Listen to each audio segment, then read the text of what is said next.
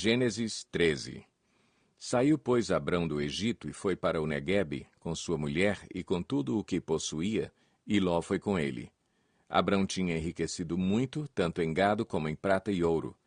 Ele partiu do Neguebe em direção a Betel, indo de um lugar a outro, até que chegou ao lugar entre Betel e Ai, onde já havia armado acampamento anteriormente e onde, pela primeira vez, tinha construído um altar.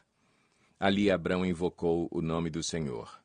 Ló, que acompanhava Abrão, também possuía rebanhos e tendas, e não podiam morar os dois juntos na mesma região, porque possuíam tantos bens que a terra não podia sustentá-los. Por isso surgiu uma desavença entre os pastores dos rebanhos de Abrão e os de Ló. Nessa época, os cananeus e os ferezeus habitavam aquela terra. Então Abrão disse a Ló: Não haja desavença entre mim e você, ou entre os seus pastores e os meus. Afinal, somos irmãos. Aí está a terra inteira diante de você. Vamos separar-nos. Se você for para a esquerda, irei para a direita. Se for para a direita, irei para a esquerda. Olhou então Ló e viu todo o vale do Jordão, todo ele bem irrigado até Zoar.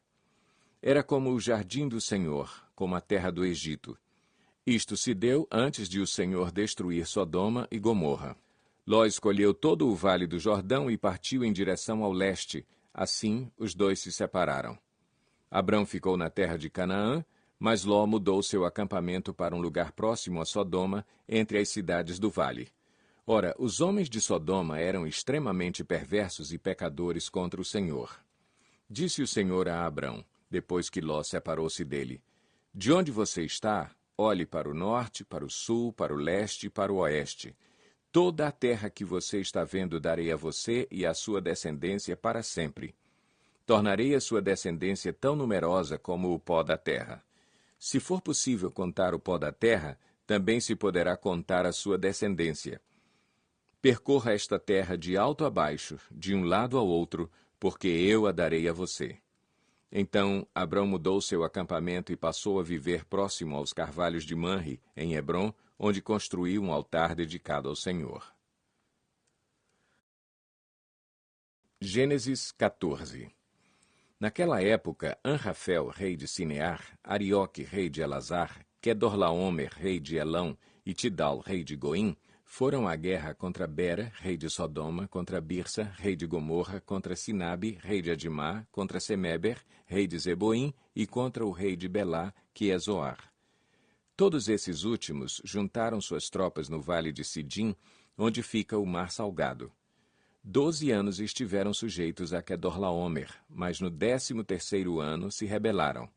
No 14º ano, Quedorlaomer e os reis que a ele tinham se aliado derrotaram os Refaíns em Asterote-Carnaim, os Uzins em An, os Emins em Savé-Quiriataim e os Oreus desde os montes de Seir até El-Parã, próximo ao deserto.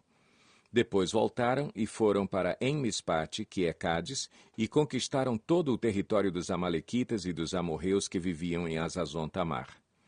Então os reis de Sodoma, de Gomorra, de Adimá, de Zeboim e de Belá, que é Zoar, marcharam e tomaram posição de combate no vale de Sidim contra Quedorlaomer, rei de Elão, contra Tidal, rei de Goim, contra Anrafel, rei de Sinear, e contra Arioque, rei de Elazar. Eram 4 reis contra 5. Ora, o vale de Sidim era cheio de poços de betumes, e, quando os reis de Sodoma e de Gomorra fugiram, alguns dos seus homens caíram nos poços e o restante escapou para os montes. Os vencedores saquearam todos os bens de Sodoma e de Gomorra e todo o seu mantimento e partiram. Levaram também Ló, sobrinho de Abrão, e os bens que ele possuía, visto que morava em Sodoma. Mas alguém que tinha escapado veio e relatou tudo a Abrão, o hebreu, que vivia próximo aos carvalhos de Manre, o amorreu. Manre e os seus irmãos, Escol e Aner, eram aliados de Abrão. Quando Abrão ouviu que seu parente fora levado prisioneiro, mandou convocar os 318 homens treinados, nascidos em sua casa, e saiu em perseguição aos inimigos até Dan. Atacou-os durante a noite em grupos, e assim os derrotou, perseguindo-os até Obá, ao norte de Damasco. Recuperou todos os bens e trouxe de volta seu parente Ló com tudo o que possuía, com as mulheres e o restante dos prisioneiros.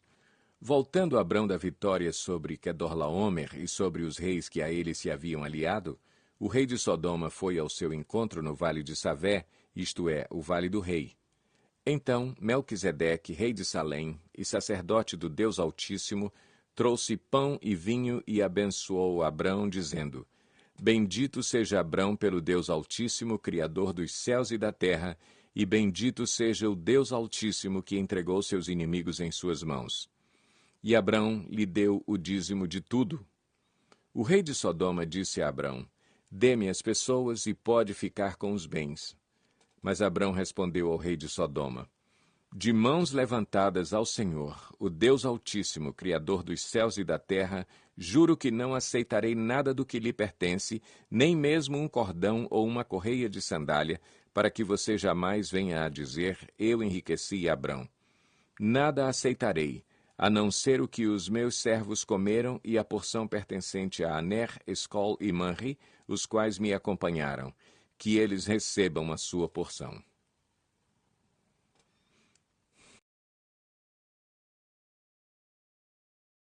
Gênesis 15. Depois dessas coisas, o Senhor falou a Abrão numa visão: Não tenha medo, Abrão. Eu sou o seu escudo. Grande será a sua recompensa. Mas Abrão perguntou: Ó soberano Senhor, que me darás se continuo sem filhos e o herdeiro do que possuo é Eliezer, de Damasco?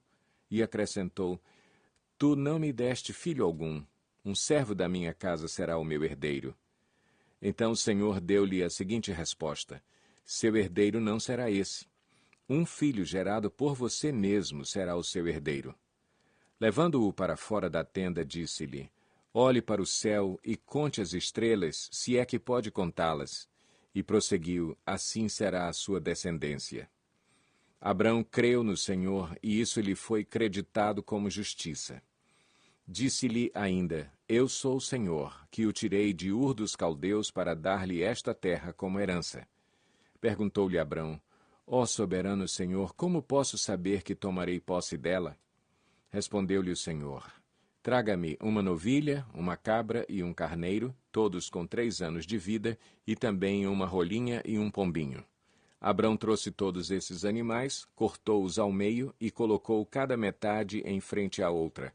As aves, porém, ele não cortou. Nisso, aves de rapina começaram a descer sobre os cadáveres, mas Abrão as enxotava. Ao pôr do sol, Abrão foi tomado de sono profundo, e eis que vieram sobre ele trevas densas e apavorantes. Então o Senhor lhe disse: Saiba que os seus descendentes serão estrangeiros numa terra que não lhes pertencerá, onde também serão escravizados e oprimidos por 400 anos. Mas eu castigarei a nação a que servirão como escravos e, depois de tudo, sairão com muitos bens. Você, porém, irá em paz a seus antepassados e será sepultado em boa velhice. Na 4ª geração, os seus descendentes voltarão para cá, porque a maldade dos amorreus ainda não atingiu a medida completa. Depois que o sol se pôs e veio a escuridão, eis que um fogareiro esfumaçante, com uma tocha acesa, passou por entre os pedaços dos animais. Naquele dia, o Senhor fez a seguinte aliança com Abrão: Aos seus descendentes dei esta terra, desde o ribeiro do Egito até o grande rio, o Eufrates, a terra dos queneus, dos quenezeus, dos cadmoneus, dos hititas, dos ferezeus, dos refaíns, dos amorreus, dos cananeus, dos girgazeus e dos jebuseus.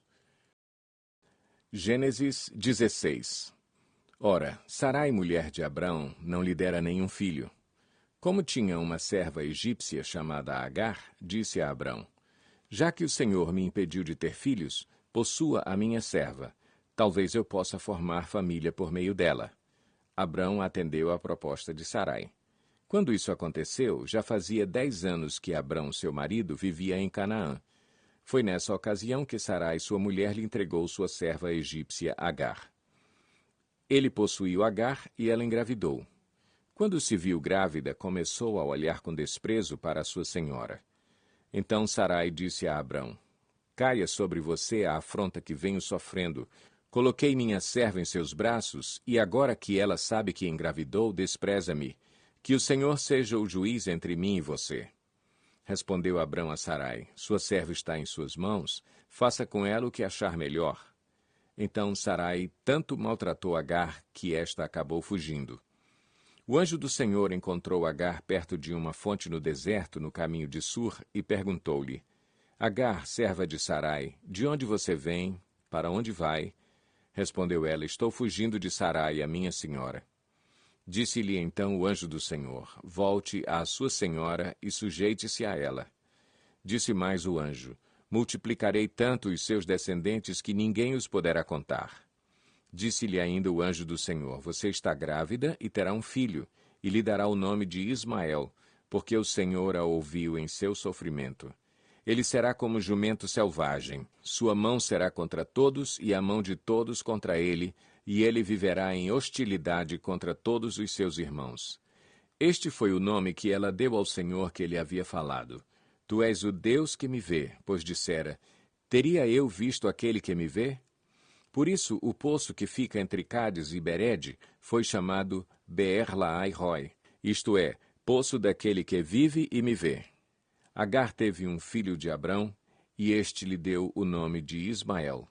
Abrão estava com 86 anos de idade quando Agar lhe deu Ismael.